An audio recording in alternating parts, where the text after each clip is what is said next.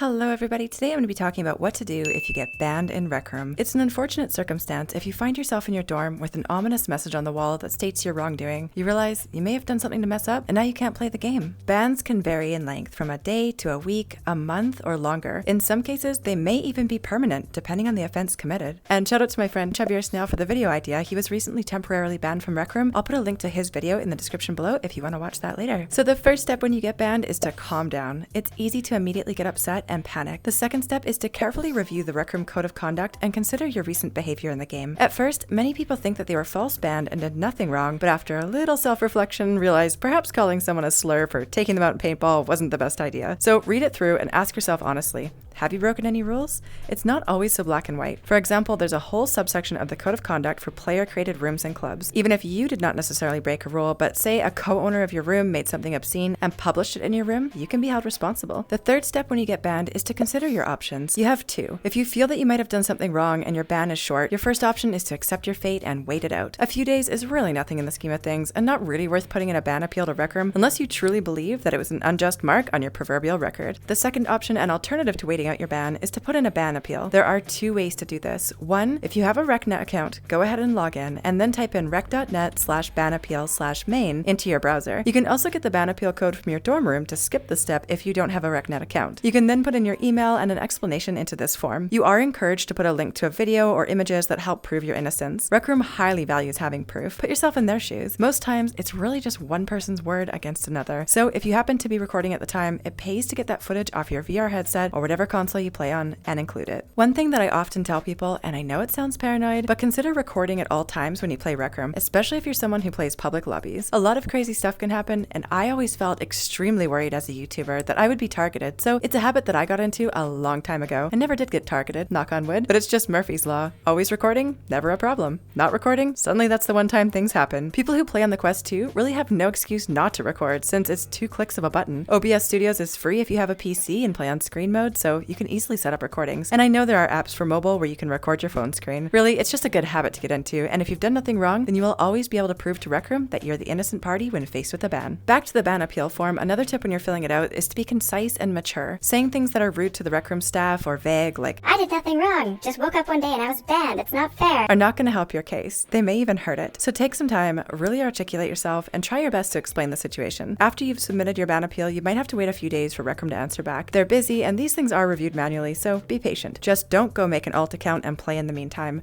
Rec Room will be able to tell you've done this, and circumventing a ban may have more severe consequences. It's just not worth it. Whatever the outcome is, know that most bans aren't permanent, so it's a learning lesson. If you messed up, own it, and try to do better in the future. Taking the mentality of, I'll break the rules and not get caught, or that rule's stupid and shouldn't exist, so I don't care, won't get you very far in a community-oriented social game like Rec Room. If you genuinely got false banned, then set yourself up for success in the future by recording all of your interactions in the game. Either way, remember that it may be the internet and you can hide behind a Rec Room avatar, but just like in real life, actions have consequences, and the rules do exist for a reason. Playing Rec Room is a privilege, not a right. If you want to learn more about all the things you shouldn't do in Rec Room, watch this video here next.